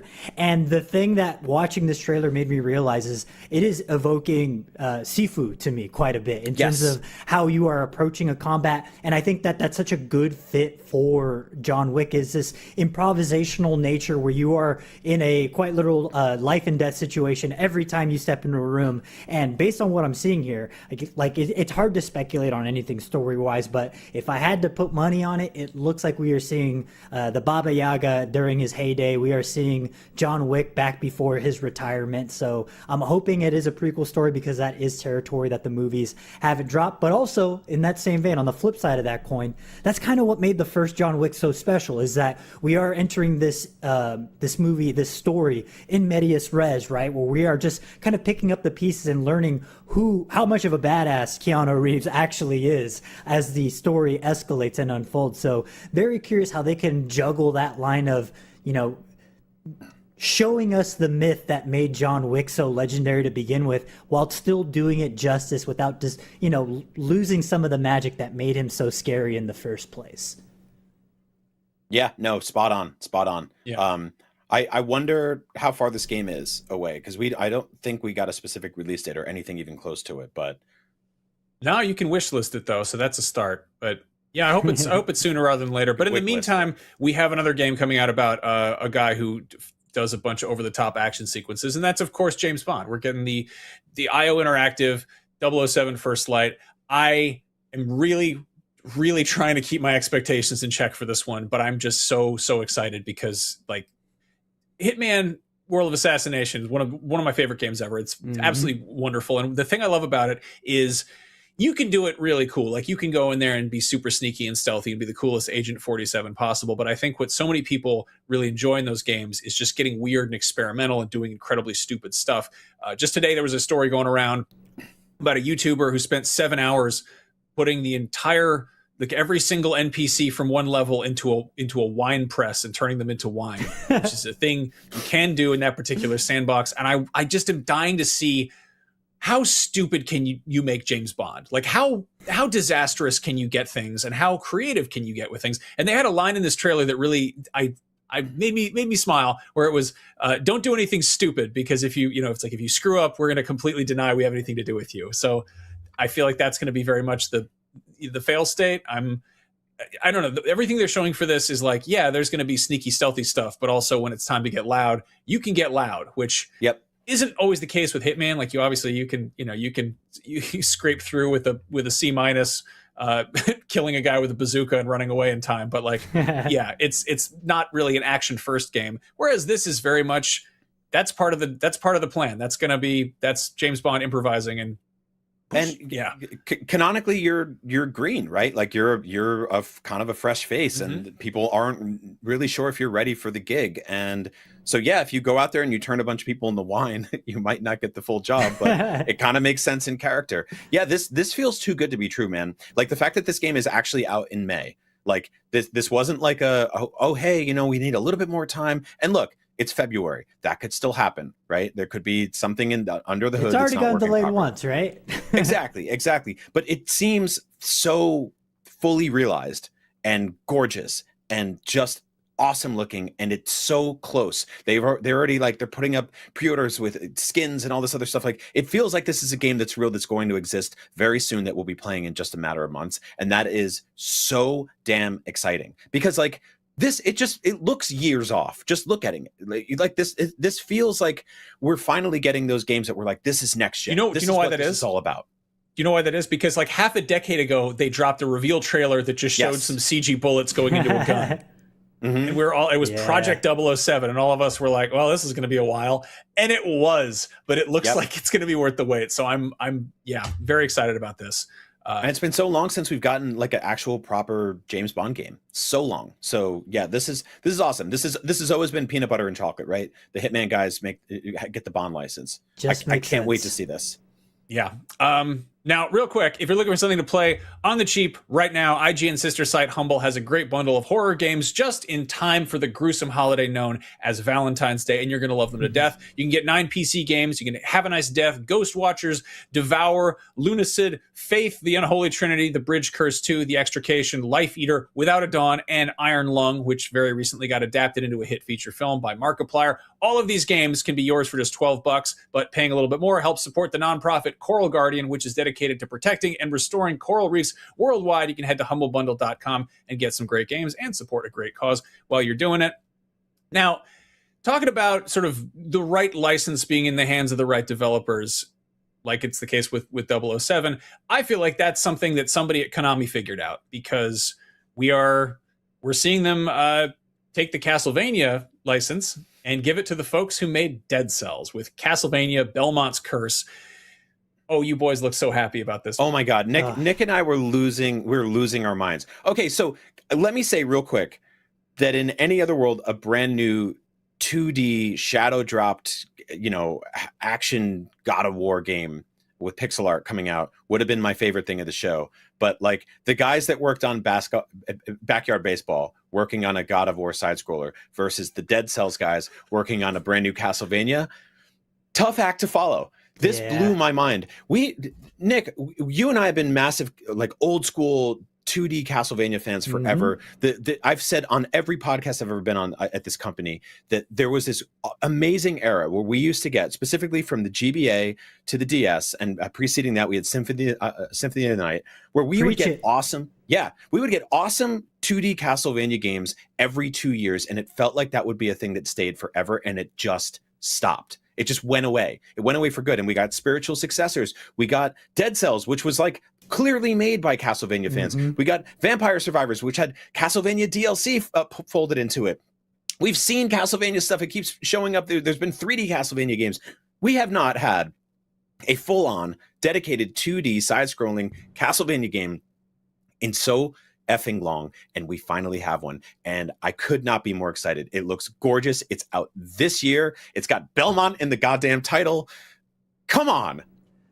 And this is coming fresh off the heels of, like, well, maybe not fresh, maybe a little bit ripe by this point, but the Netflix anime series, which was incredible in its own right. And I did mention, like, the trailer does make mention of Trevor. I don't know if we are playing as Trevor or if Trevor is someone we encounter, but regardless, the thing that stands out to me is in this trailer, you don't see any numbers popping up, which makes me think this is a lot more Rondo of Blood than Symphony of the Night, which is totally fine. Don't get me wrong. I love me my Metroidvanias, but this looks like it's going to be a learning quite a bit from, Dead Cells Return to Castlevania. This looks like it's that was their written test, and this is their practical exam, and I cannot wait to see what Evil Empire and the advisory team, I guess, over at Motion Twin have cooked up, because this looks completely stunning in an art style that is evocative of Dead Cells, and yeah, this just looks real tasty, man. This I'll eat it up. You know what? Like, I remember during the DS era, I loved the games, but wasn't wild about the art style, because to me, Castlevania was so just intrinsically pixel art, right? And we've moved on from that collectively. I mean, God of War hasn't. They're going to it for the first time, but it was really cool to see this brand new art style that very clearly pays tribute to so much of what made the original games tick. And I think what's awesome about this is that 10 years ago, Konami was in a very different situation, very, very different situation. And over the last few years, they've started to say, hey, you know what? We have a bunch of really good games. Like just a few days ago, they put out the Bomberman collection. Like they are very clearly like, hey, we have old school fans who love our stuff. Let's pay tribute to them. And so they put out the Castlevania Advance collection. They put out the Castlevania Classic collection. They put out the Castlevania DS collection. Each one of those had like bonus games chucked in there. And I bought all of them, hoping that I want to send the message loud and clear that we are hungry for wall meat in a Castlevania game. We want a new Castlevania game. And we want it now. And we want it now. And we got it, man. It makes me so happy. It makes me so happy because I really, truly thought this would be one of those things we would never get again. So yes, this absolutely rules. This was my favorite surprise of the show. Probably my favorite surprise of the year so far. So hell yeah. I cannot believe I'm saying this. Great work, Konami. Yeah, no, I kind of want to touch on this because like Konami, for a very long time, it was very cool to hate on Konami. We're about 10 years out from the whole breakup between them and Kojima's obviously, doing fine. He's got his own thing going on, and I can't speak to whatever business practices they were doing behind the scenes. But right now what they're doing is they're taking their beloved intellectual property and they're putting it in the hands of people who clearly really care about it. And maybe they're working on a new big AAA Castlevania game. I don't know what's going on over there, but it's really cool to see that they're like, hey, while you're waiting, here's this. And it's, kind of in the same way that we got Ninja Gaiden Ragebound while people were waiting for Ninja Gaiden 4. We're getting Sons of Sparta while we're waiting for the God of War remake. It's a really smart thing to just be like, hey, there's a lot of smaller teams out there. There's a lot of, hungry young indie devs who can take a beloved IP they grew up with and turn it into something cool that isn't, it's not the big flagship title release, but it's just great to see it. This was kind of an odd one because Konami showed off a bunch of stuff that was either, new installment in familiar IP or re-release stuff. And then there was also Darwin's Paradox, which is a game of, it's like a stealth platformer about an octopus, which they announced. A Limbo-like. They announced it ages ago, and I didn't particularly care. And then they said, oh, but also it's got Metal Gear references in it. And I was like, yeah, I'll play the octopus game. It's got Metal Gear references in it. And I love that did they say there's a demo out now? And they just pull a ground demo zeros? Tomorrow, yeah. a playable demo now tomorrow. Which there's makes that, me think of playable teaser. Yeah, you gotta sneak into Cuba and rescue Paz apparently as an octopus. Go figure. Are there non-playable demos? Isn't that just a trailer at that point? I think you're probably onto something. But yeah, there was a couple sort of shadow droppy things. Like there's a brand new Pragmata demo. There was there's the God of War thing, and a couple more I'm probably forgetting. But I always love when you get a little keepsake after you get a little tchotchke. It's good treats. But yeah, in addition to Darwin's Paradox, which looks very fun, that's out on April 2nd, which is coming up soon. And unlike other Metal Gear games, I can play that in front of my child. What I will not be playing is Metal Gear Solid 4, but I will be playing Metal Gear Solid 4 on current hardware, which up until very recently was not possible. We got the announcement of the Master Collection Volume 2, which is out on August 27th, and it's going to collect Metal Gear Solid 4, which was for 16 years, 17 years PS3 exclusive, because it made such perfect use of the cell architecture that only the PS3 could do. And they finally reverse engineered it. And then also Peace Walker, which was, that's less impressive, but also nice. Don't forget the biggest little surprise in there. The biggest little surprise, Ghost Babel. Ghost Babel's in there. They snuck it in there. They didn't even talk about it. I love that. That's a great game. That's how stealthy Ghost Babel is. It just sneaks in there, Dude, there was it game rankings or like way back in the day, there was a while where Ghost Babel was in the top 3 highest rated video games of all time, because it just had very few reviews, but every single one of them was like a 10 out of 10. And people were like, how is a Game Boy Color game so high up? It's great. That's a cool one. And again, it's not exactly canon. I don't think it's canon at all, but it's nice to see them including it, and kind of gives me hope that maybe we'll get a Master Collection Volume 3 that includes, Portable Ops. I don't know. Yeah. Maybe Revenge. Portable Ops Plus, Metal Gear, Rising. And you know what? Like, not to look a gift horse in the mouth here, but like they showed off that Legacy of Kain game that also has a whole unreleased game with it, like an all-in-one, like almost a museum curio piece. So who knows? Maybe there's a little bit more of Metal Gear Revengeance that never made it to the public eye that maybe we can play someday. So that'd be pretty sick.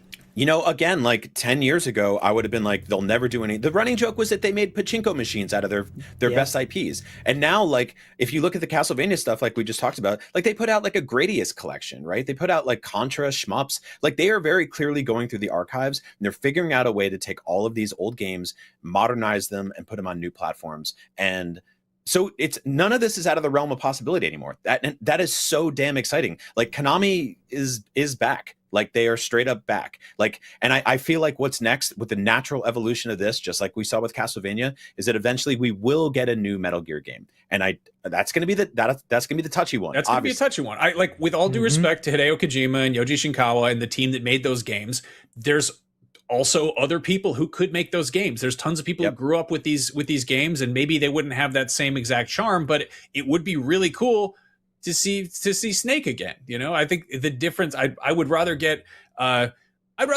something more than a Metal Gear Solid 3 pachinko machine, which for a cool minute was the only signs of life we had from Konami that this was a franchise they cared about at all.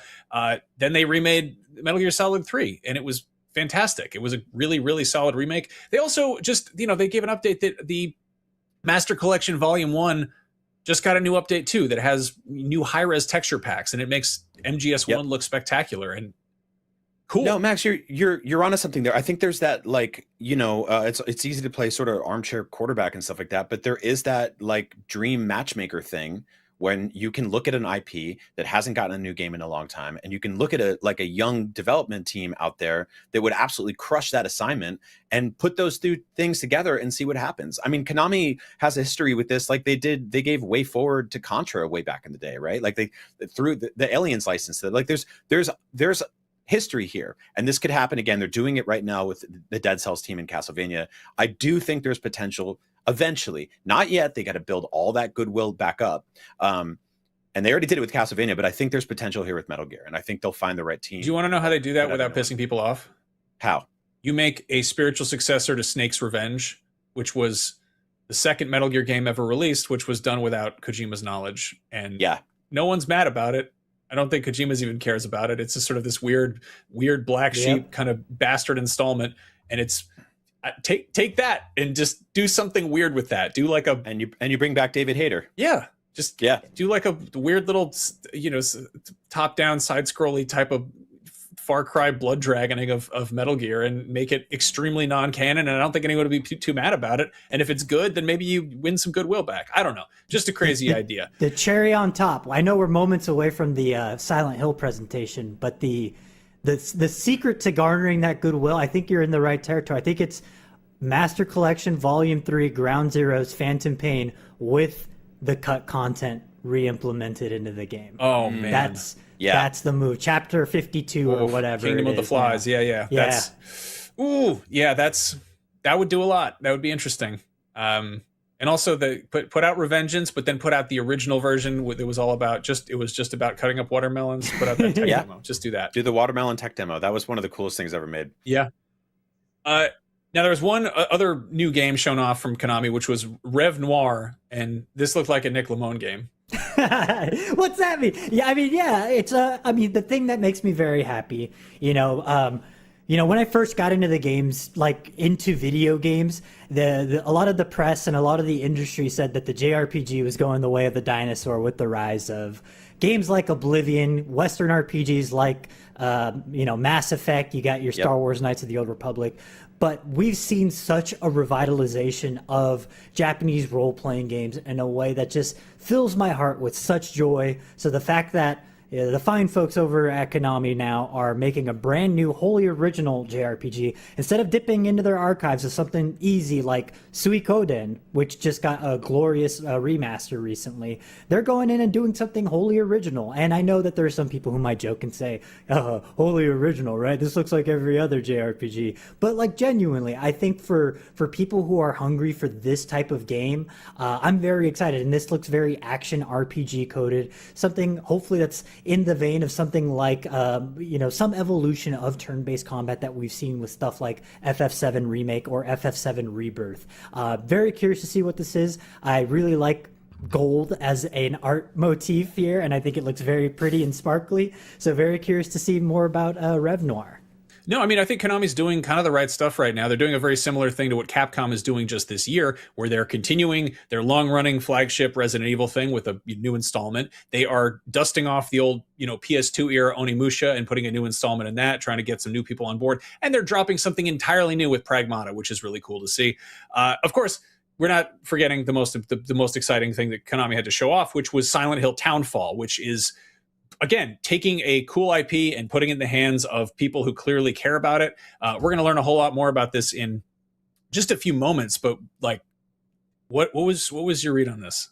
Awesome. I'm all in on Silent Hill at this point. This little Game Boy camera that they've got going here, it was reminding me of a very recent horror release, and I'm very curious to see how it differentiates itself from Routine, where you use a little camera to kind of identify things in the environment. So this is just a great avenue for horror. I think recently Konami and their respective developers that they've tapped to produce each Silent Hill, whether it be Silent Hill 2 Remake or Silent Hill F, to me have been phenomenal. I loved Silent Hill 2 Remake. I loved Silent Hill F. I thought that was such a breath of fresh air in the franchise, and just goes to show you that people all over the world are capable of being traumatized by all sorts of different things in society. So very curious to see what causes all the trauma in Townfall.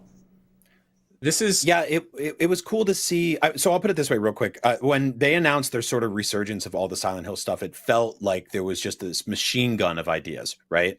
And I think the dust fell on the great ones, and Nick just named them. There was a couple of other projects that sort of we don't really think about anymore, but the ones that stuck, that one. But the ones that stuck are awesome, and this feels like it's going to continue that lineage. So I'm in. This is co-published by Annapurna, who has a pretty good track record, and it's developed by Screenburn, which is the studio that did Stories Untold, which I think was a fairly well-received narrative horror type of game. And I don't know, between this and Silent Hill F, I really dig that Silent Hill is no longer one particular town. It seems kind of like a description of the geography of said town. It's just a real quiet, creepy place. This takes place in, I think, St. Amelia. You got a new protagonist. I like that there's a new pyramid head who's actually more of like a rectangle head, I think. Cube or something? Yeah. We are going to find out more about that in literally any second now. We're going to kick over to the Silent Hill transmission. But real quick, you can catch us talking about PlayStation each and every Wednesday on IGN, on youtube.com/IGN Games, or wherever you get your podcasts. And if you get your podcasts from Spotify, we also have the video version on there as well as the audio version. Nick, Brian, thank you so much for taking the time to chat and talk about video games. And thank you to everybody who's watching along at home. Don't go anywhere, because literally any second now, the rectangle head will pop out of the wall and he will fight. He will try to do whatever it is he does in that game, because the Silent Hill transmission is coming up any second now. And we can probably just cut it. It's not a jump scare if you know what's going to happen. Just cover your eyes. Just go like this.